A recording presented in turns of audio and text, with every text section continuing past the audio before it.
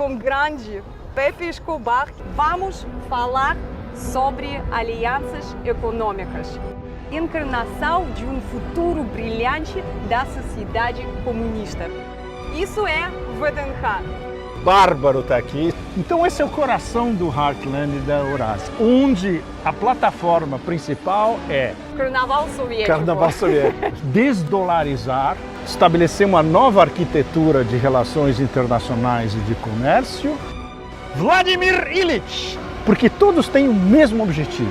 Estamos caminhando diretamente em direção ao mundo soviético e pós-soviético está aqui e está vivo. Aqui a gente está no microcosmo de tudo que se joga na Ásia Central e na Eurásia. 200 hectares de uma viagem psicodélica. O foguete do Gagarin. Absolutamente inimaginável. Feliz da vida.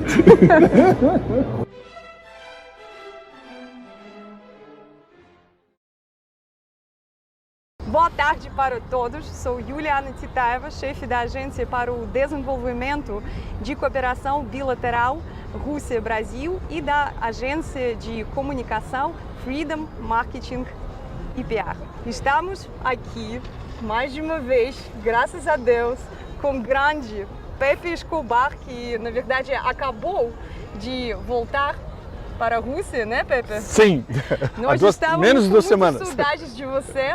Obrigado. Seja bem-vindo de volta. Obrigado a vocês todos. É bárbaro estar aqui, especialmente no Arco do Triunfo de 1954. E eu estou aqui há menos de 2 semanas, eu vim da Ásia Central. A gente vai falar sobre isso. Nossa, muito obrigado por aceitar o nosso convite para fazer mais uma entrevista, especialmente nesse lugar maravilhoso. Da última vez, durante a discussão da estratégia geopolítica da Rússia, estávamos falando sobre o Heartland, o coração da Eurásia, onde, de acordo com a concepção geopolítica do cientista britânico Halford Mackinder, a Rússia está localizada. Na opinião do Mackinder, aquele que controla o Heartland controla o mundo. Isso ocorre porque todas as formas de recursos naturais que existem no planeta Terra estão localizadas aqui. Sim. No Heartland, aqui tudo em volta. na Rússia. E, portanto, a Inglaterra, como uma civilização marítima, deve fazer tudo o possível para conquistar o Heartland. E isso é a base da chamada geopolítica do mar. Para se proteger contra o ataque da civilização marítima, a civilização continental deve fortalecer suas ligações internas e garantir o acesso aos mares do sul, né? E aqui chegamos ao tema principal da entrevista de hoje, que é a especialização principal do Pepe. Vamos falar sobre alianças econômicas. A União Econômica Eurasiática, a Organização de Cooperação de Xangai. Tudo isso forma a base da estratégia geopolítica continental. Conforme a tradição, e esse é o formato do nosso canal, pedimos aos nossos convidados que mostrem os lugares favoritos da cidade, que têm uma história pessoal e ao mesmo tempo estão ligados à nossa narrativa. Mas hoje estamos em um lugar que é um dos meus lugares favoritos da cidade. Minha infância está ligada a ele e agora venho aqui com bastante frequência. E, portanto, hoje eu vou falar sobre o lugar que estamos, onde estamos. Atrás de nós está o Arco de Triunfo, em homenagem à vitória na Segunda Guerra Mundial. A entrada principal para a exposição de conquistas da economia nacional. Estamos fazendo esse passeio com grande alegria, pois este é um lugar incrível, apesar de toda a sua como dizer, grandiosidade, assim, né, certo? Não é tão conhecido quanto, por exemplo, a Praça Vermelha ou outros lugares de Moscou. Muitos brasileiros, mais provável, nem sabem que esse lugar existe, então hoje vão ver esse lugar pela primeira vez na vida, né? E o Pepe, a propósito, também. Então, o que é VDNH? Em 1939 foi inaugurada a Exposição Agrícola de toda a União Soviética. Na época era chamada exatamente assim. Grandes sucessos na agricultura socialista e na pecuária. A Concepção é uma cidade-jardim. A exposição foi concebida como a encarnação de um futuro brilhante da sociedade comunista. Ela foi destinada a mostrar ao povo soviético qual seria a recompensa pelo árduo trabalho coletivo e, afinal, se fosse possível construir um paraíso deste tipo aqui em Moscou, então isso significa que todo o país, em futuro próximo, vai parecer assim. As 11 repúblicas soviéticas irmãs exibiram em seus pavilhões as inúmeras riquezas do país socialista. Claro, cada república nacional se esforçava para tomar seu pavilhão mais bonito do que o pavilhão da outra. Pode-se dizer que eles eram embaixadas, representações das repúblicas sindicais em Moscou. Os pavilhões muitas vezes realizavam festivais e shows e exposições e vendas, e assim era uma festa o ano todo. É uma espécie de carnaval soviético. Carnaval soviético. Sim. E o VDNH, na minha opinião, como nenhum outro lugar, é adequado para discutir o tema de alianças e uniões euroasiáticas. Aliás, no topo do arco, você vê as figuras de tratorista e uma camponesa segurando um feixe de espigas de trigo, símbolo de uma colheita abundante. Um fato interessante, na versão original, o tratorista abraçava a camponesa, mas depois foi decidido que isso não realmente adequado à imagem moral do homem soviético. Mulher soviético, sim. Então eles mudaram. E agora vocês podem ver que o tratorista segura o feixe com duas mãos. E não muito longe daqui está outra escultura, a famosa obra O Trabalhador e a Camponesa, uma escultura de 25 metros. Foi exibida na exposição de Paris de 1937, na qual os países participantes apresentaram suas realizações e construíram pavilhões no centro da capital francesa. É interessante notar que o trabalhador e a camponesa nesta exposição estavam exatamente em frente ao pavilhão da Alemanha nazista, como uma águia imperial no telhado. Do ponto de vista visual, a localização desses dois pavilhões criou a impressão de confronto entre os dois países e o que se tornou uma profecia marcante. Apenas 4 anos depois, a Alemanha nazista invadiu a União Soviética e começou a longa guerra patriótica de 4 anos, que terminou com a completa derrota do exército nazista e a instalação da bandeira soviética no Reichstag. O dia da vitória na Rússia é comemorado em 9 de maio. Após essa exposição, a escultura foi transferida para o VDNH e se tornou o principal símbolo do cinema soviético. É um exemplo do realismo socialista. E cada vez quando eu estou passando lá, eu sempre estou pensando sobre a história grande do meu país e me sinto orgulhosa. Então, isso é VDNH. Vamos ver? Vamos ver.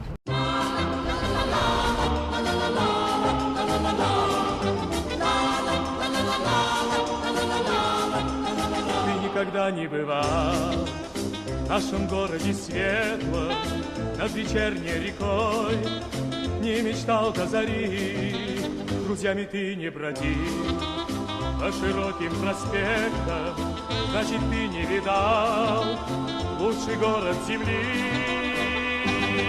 Песня плывет, сердце поет эти слова о тебе. Exclusiva mundial. Breaking news. A nova reencarnação do tratorista e da camponesa soviética estão agora live, carregando seu feixe de trigo. Смотри, Então, camarada Pepe, Sim, Tovarich Juliana. conta pra gente onde você estava e o que... Não, nós sabemos onde você estava. Você estava no Uzbequistão. Sim. Conta o que você estava fazendo lá. Pois é, essa viagem junta com a sua apresentação da nossa conversa. Há 2 semanas atrás eu estava atravessando uma parte do Heartland. Eu agora, todo verão, eu volto à Ásia Central. Antes era no inverno, antes do Covid. Agora eu transferi para o verão, porque no inverno provavelmente eu vou ter coisas para fazer aqui em Moscou. Então eu estava entre Samarcanda e Bukhara, basicamente, que é o coração da Eurásia, e é o coração do Heartland. O Heartland é basicamente, o coração do Heartland é sul da Rússia, partes da Ásia Central, e no meio está as velhas rotas da seda que passavam pelo norte do Afeganistão, atravessando a região chamada Sogdiana, onde fica Samarcanda e Bukhara, e indo para o Irã. Então esse é o coração do Heartland e da Eurásia. Então é muito importante voltar sempre para ver o que está acontecendo agora. Que tudo ligado à sua explicação inicial. O desenvolvimento da Organização de Cooperação de Xangai, o que o Kremlin, aqui perto de nós, a 20 minutos de metrô de onde a gente está, chama de... Menos, né? 10 minutos de metrô a gente está no Kremlin. Então, a parceria estratégica euro-asiática, Greater Eurasia Partnership, esse é o conceito formal do Kremlin e do governo russo para definir a união de toda a Eurásia. Claro, a representação próxima se espera da Eurásia dentro dos BRICS, não só Rússia e China, mas provavelmente já um primeiro candidato ano que vem, o Cazaquistão. Interrupção importantíssima. Tovarich e eu estamos caminhando diretamente em direção a Vladimir Ilyich Lenin. Ele está na nossa frente, está a 40 metros de onde a gente está. Bom. O pai da Revolução Russa. Pai da Revolução. Muito importante revisitar a Ásia Central, como eu estava dizendo para vocês, porque no caso do Uzbequistão é extraordinário, porque você está, por exemplo, em Bukhara, eu acordava de manhã, eu ia ver algumas escavações que estão em andamento na cidade, eu ia revisitar alguns dos meus lugares favoritos, incluindo, por exemplo, uma madraça do século XI, que é absolutamente extraordinária. Ela está num nível mais baixo, porque ela foi reescavada, né? E foi conservada. Hoje ele é um museu de tapetes de Bukhara. E você vê ao mesmo tempo um país que está num boom, explodindo, porque há 5 anos apenas o país se abriu para o mundo exterior, com o novo governo do presidente Mirziyoyev, que é super popular. E isso é muito interessante, porque o Uzbequistão estava fechado até há pouco tempo, e agora que ele está se abrindo, ele está num processo de desenvolvimento que me lembrou, o que eu vi no Vietnã nos anos 90, crescendo muito rápido, Todo mundo tem carro, todo mundo está estudando, todo mundo está estudando tecnologia de informação, administração, management, etc. Você está em Tashkent, na capital, você vê centros de business pela cidade inteira. Tem um International Trade Center americanófilo, mas os chineses fizeram a torre deles, que é um centro de business chinês também. Os turcos estão lá para todos os lados também, os japoneses. Então você vê um país que é central dentro do Heartland, se desenvolvendo rápido e ao mesmo tempo com uma riqueza cultural e histórica absolutamente inimaginável para o Ocidente inteiro. Os turistas ocidentais, quando visitam Samarcanda e Bukhara, ficam completamente boquiabertos. Teve uma exposição alguns meses atrás em Paris, que foi inclusive organizada pelo governo do Uzbequistão, e os reviews dos franceses. Os franceses estavam completamente embasbacados com a riqueza cultural do Uzbequistão. E aí eles fizeram a ligação que muita gente não fazia, Uzbequistão, Samarcanda e Bukhara, e a ligação com a Ásia Central crescendo agora. Não só pela importância geoestratégica, mas agora com uma importância econômica. Por isso que a gente vê todos os grandes players do mundo ainda não multipolar, Rússia, China, Estados Unidos, Turquia, Japão, etc., nesses países, especialmente Uzbequistão e Cazaquistão, querendo fazer business e querendo exercer mais influência. Mas, resumindo a história, quem tem a primazia geoeconômica e geopolítica pela Ásia Central, dentro da Ásia Central, hoje é não só a Rússia, porque isso faz parte do espaço soviético, mas os chineses. Então os russos e os chineses estão trabalhando juntos para manter a Ásia Central coesa e na sua área de influência e ajudando ao desenvolvimento deles. Claro, tem muitos problemas, é algo que a gente pode conversar, mas basicamente é uma área onde os Estados Unidos estão perdendo pouco de influência que eles ainda têm. Eles têm, por exemplo, no Cazaquistão por causa do petróleo, que eles estão envolvidos na exploração do petróleo. Os europeus também, né?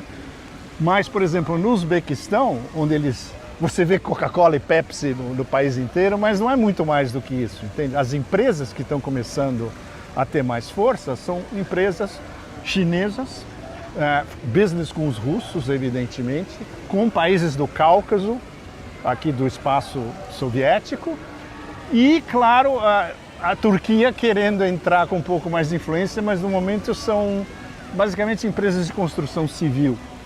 E a Turquia gostaria que uma parte da Ásia Central fosse parte da sua esfera de influência. Não vai rolar isso. Mas você estando lá e vendo esse jogo geopolítico e geoeconômico na sua frente, num país em desenvolvimento, é algo absolutamente extraordinário. E sem você ir e ver, é impossível de perceber a repercussão. E você junta tudo isso à riqueza cultural, artística, histórica, antropológica, sociológica, é uma das regiões mais fascinantes do mundo. Владимир Ильич! И вновь продолжается бой, и сердцу тревожно в груди, и Ленин такой молодой и юный, а как впереди. И Ленин такой молодой и юный, а как vperedi. E esse é o pavilhão central. Pavilhão Central. É sim. um dos edifícios mais importantes e monumentais da exposição. A altura dele é 97 metros. Esse pavilhão foi construído em 54. 54, né? Pelos arquitetos Chuko e Stolerov. Que estilo arquitetônico é esse, Juliana? Esse estilo se chama Imperial Stalinista. Ou seja, bem famoso na União Soviética. É uma reinterpretação stalinista da arquitetura imperial, certo? Isso, muito obrigada. Sim. Mas, e olha que coisa sensacional. A frisa dourada, embaixo do emblema da União Soviética, está escrito justamente União das Repúblicas Socialistas Soviéticas. O que vocês estão vendo, claro, é uma figura de linguagem, é uma metáfora, mas pode ser interpretado como um Partenon soviético pós-leninista. Bem, Pepe, vamos diretamente para o tema da nossa entrevista e, como sempre, estamos começando da parte teórica. Ok. Então, diga para a gente, por favor, o que é União Econômica e para que os países fazem isso. Ok,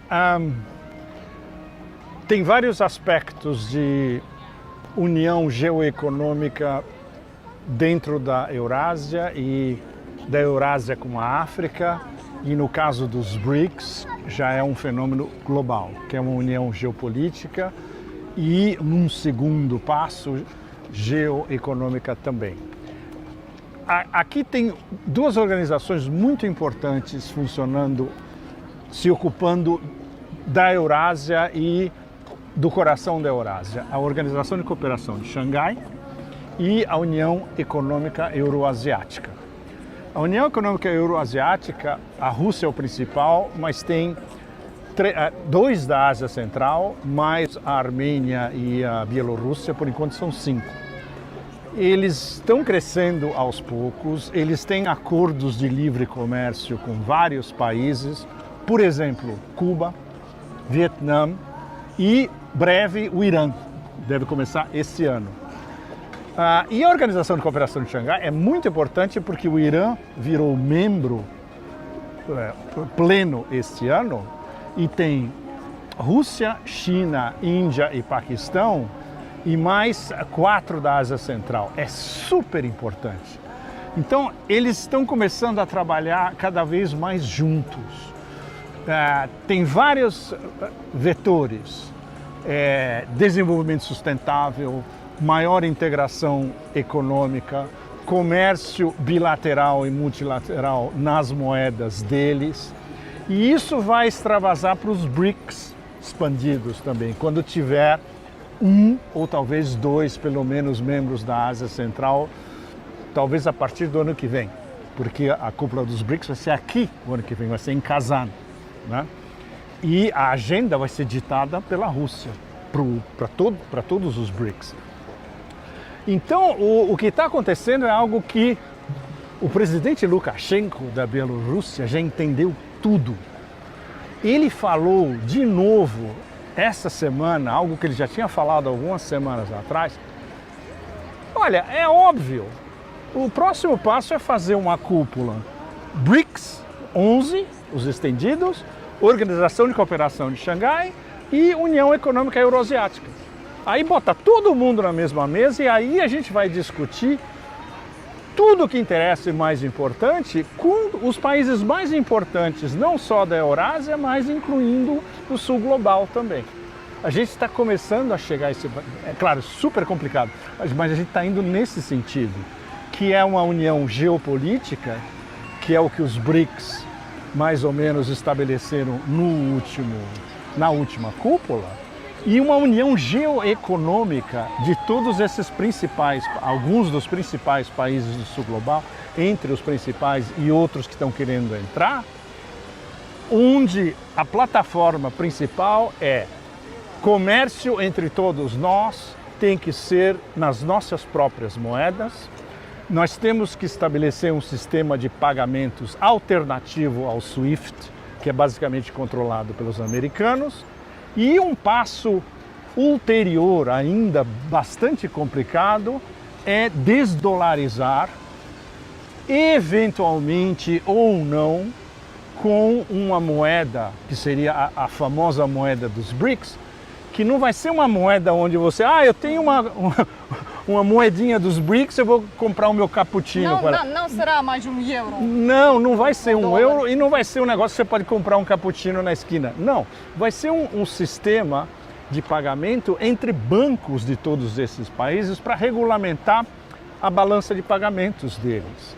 E isso é algo que está sendo discutido pelos melhores economistas dentro dos BRICS e de fora, e no caso russo, o Sergei Glaziev, que é provavelmente o principal expert em um novo tipo de economia em relações internacionais, e isso vai estar cada vez mais aprofundado nos próximos meses e nesse próximo ano, onde a Rússia vai coordenar os BRICS e vai coordenar também essa reaproximação entre todas essas organizações multilaterais que devem começar a trabalhar juntas, com seus melhores especialistas do mundo inteiro, porque todos têm o mesmo objetivo.